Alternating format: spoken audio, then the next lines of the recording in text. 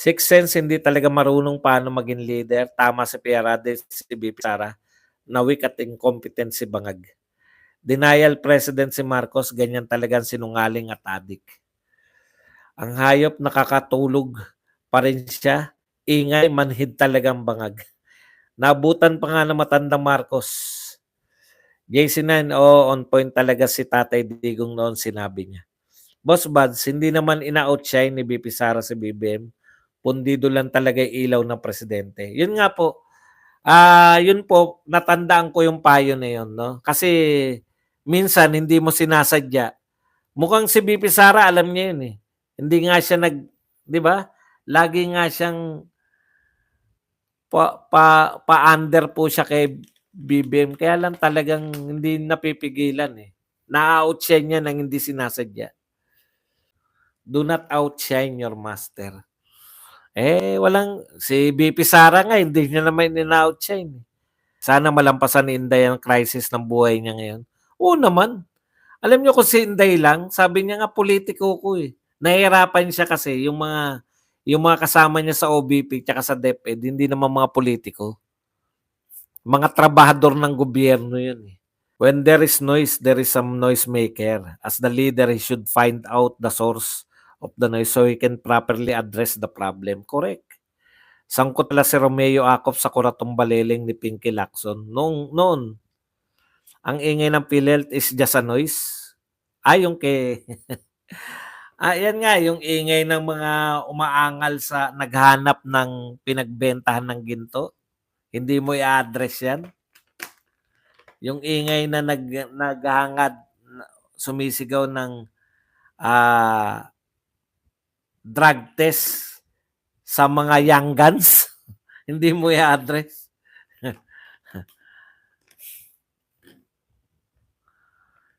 Sir, parehas tayo. Nangyari din niya sa akin noon nasa office ako ng government. Ang ingay ng PhilHealth is just a noise. Zero budget ang PhilHealth. BBM resign sa Senate President Chis Escudero, Senator Grace. Impeachment Speaker Martin. Hindi po ini-impeach yung congressman. Tinatanggal lang po yan by mere vote. Majority vote. No? Yung speaker po, pag nagbotohan po, mas marami ng ayaw sa kanya, tanggal na siya, ganun lang po yun. Pag wala talagang anomalya, relax na relax si BP Inday. Kayang-kaya mga paninira. Yung noise siguro naririnig ni BBM tuwing sumisigaw at nagpapakontempt sa HOR. Noise lang ba yung tinanong saan ginastos yung confidential fund ng presidente? Lahat po yan, noise. Kaya ignore lang sa kanya eh. Ibang-iba po talaga si Tatay Digong talaga. Kita mo, dahil doon sa mga maote, di ba? Putya, kaya pala sabi ni BP na wala siyang tiwala kahit kanino. Kami rin po, wala nang tiwala sa mga alligator. Video ni BBM na inaabutan ng siya sa public. Hindi naman siguro. Hindi naman ako naniniwala. Ganun ba sila kagarapal na sa public nag-aabutan? Parang hindi siguro ako naniniwala dyan. Pwede naman nilang sa private, di ba sa kwento ni Cathy Binag, sa private, naman sila eh. Hindi na nila kailangan yung, di ba? Hindi ako naniniwala sa abutan-abutan. Kasi kaya naman nilang gawin sa private yung you want. Kaya pwedeng hindi rin yan. Pwedeng nga sa kanila rin galing yan eh. Tandaan niyo yung mga ginawa na ng dilawan yan eh. Papatulan natin tapos magsasabi sila, ano lang naman yan. Patay na. Kaso nga kasi, ganito, no? Paano ako manunood? Nasa live ako. ako kasi mga ganyan, no? Lalo na yung may tao tapos may nabot. Duda ko kasi kahit yung una eh. Sabi ko hindi siguro yan. Pwede kasi lang gawin sa private. Sa kwento ni Binag, di ba? Inaalok pa siya, you want? Bakit sila yung dun pa? Napaka-vulgar naman nun. Alam naman nilang maraming camera yun. Hindi ako nagde-deal sa ganun, eh. Totoo yung kala Kati Binag, yan makatotohanan yan. Nakita niyo naman itsura ng mga yan. Huwag niyo po isipin na porket taga-Norte si BBM, eh, solidong Norte ang tao sa kanya. Diyan po kayo nagkakamali. Marami pong may ayaw sa kanya. Gusto nila ang tatay niya pero hindi si BBM. Wala naman po kaming iniisip na gano'n. Ang iniisip po kasi namin lahat ng Pilipino may kakayahang mag-isip. Hindi po puwedeng galing po kasi tayo sa papaunlad yung Pilipinas, eh. Kitang-kita, eh. Chineck ko yung video, boss, may inabot ng oo nga po, kung ikaw ba presidente, bakit ka papayag na aabutan ka ng siyasisa? Hindi siguro yun. Totoo yan, idol, nangyari yan, idol, nakunan niya ng RTVM. Pag na-share kayo ng link na niyan, may reason ng pulis na hulihin ka. Sixth sense, nakadroga kasi yan si Percy. Check mo na lang mamaya, boss, after ng LS mo. Tinignan ko, eh. Yung tagpong ganun, hindi po magbibigayan ng droga yun. Ako na po magsabi sa inyo. Hindi nila kinakailangan doon magbigayan ng droga para maging obvious. Hindi po ako naniniwala. Kaya naman nilang gawin sa private yan. Inaalok pa nga si Kati Binag. You want? Bakit doon sa maraming tao? Kayo naman. Ganun ba kahayok yung mga yan?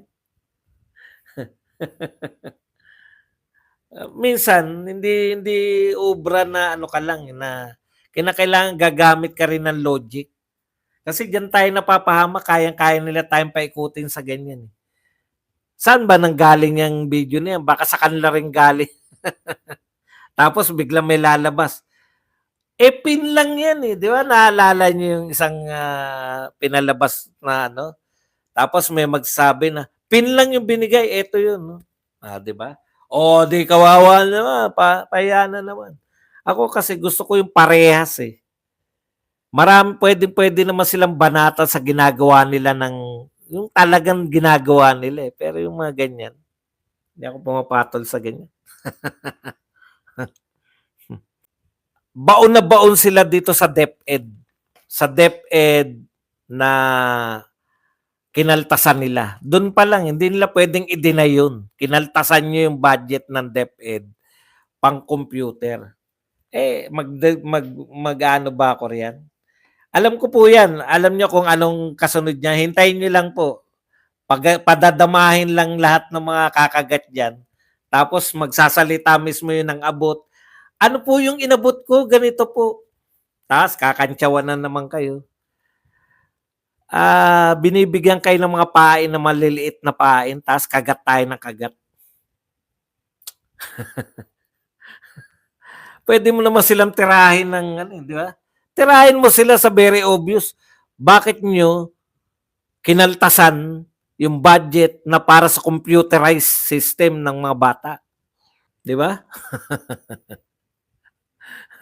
Papainan kayo niyan. Alam nyo, po nyo naman, may hinuli ng mga vlogger. Ganun lang po yun.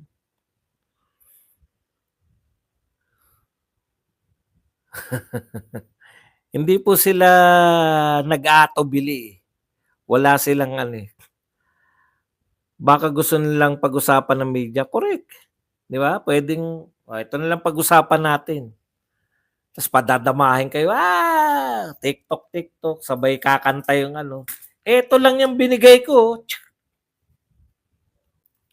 Kinakailangan din po sa paglaban natin, hindi yung paantingin natin sa kanila bobo. Ako, malaking event, maraming tao, doon kayo mag-aabutan. Hindi ako hindi ganoon ang laban natin. Ang laban natin, anong ginagawa niyong mali? Punahin natin, hindi yung, totoo ba yan? Abutan na yan. Sa iba na lang pong vlogger. Marami silang ginagawang pagnanakaw na kitang-kita natin, eh, na dapat tutulan, hindi yung dapat mawala yung focus natin diyan sa mga yan. Diyan lang sila magaling sa deflection para ilihis yung attention ng mga tao sa mga totoong issue, gaya ng pagkaltas. Oo, ayokong pumasok sa mga ganyang issue lang. Pagkaltas sa mga budget sa PhilHealth at DepEd. Yun po yung issue natin eh. Si Tamba last quarter ng taon nilabas pa yung survey. Sandy Escolano, hello, buenas tardes amigo. Sir, good afternoon. BP Sara pa rin ako kahit ano pa sabihin nila. Correct. Oy, thank you very much sa mga nagpakape nung nanawagan ako na ibibigay natin. Binigay ko na po kanina. Hindi na po ako nakapamili yung una, hindi ko alam kung saan bibili. Si Kapiel tsaka si BMR bumili talaga sila nung nakalagay dun. Ako sabi, tinanong ko naman sa SMNI, pwede po ba pera na lang? Pwede naman daw. Di binigyan na lang natin sila ng pera. Para maraming ganap, yun ang tunay na laban sa impeachment ni BP. Ako hindi. Sa tingin ko, hindi nila isasampayan. Mapapahiya sila dyan eh. Impeachment, mapapahiya po yung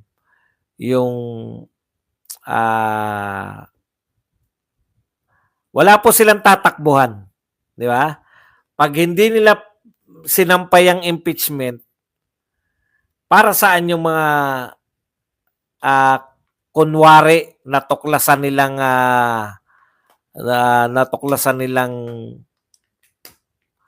kasalanan ni BP Sara.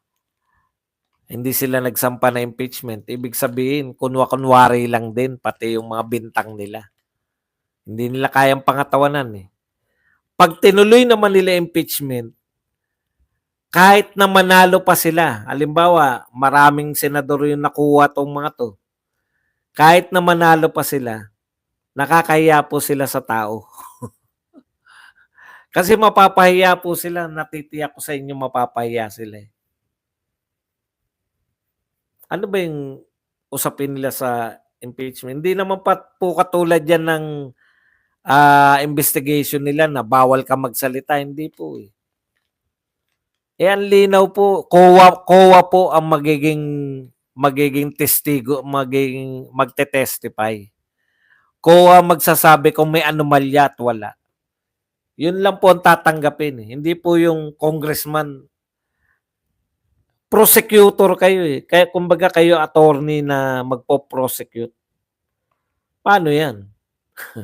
Kaya naman lumalabas kasi kayo nagbibintang eh.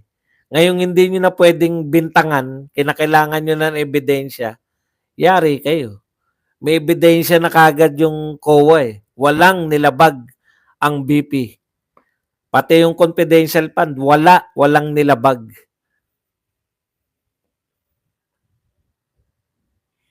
Kaya mapapahiya sila. Wala pong pupuntahan tong HOR.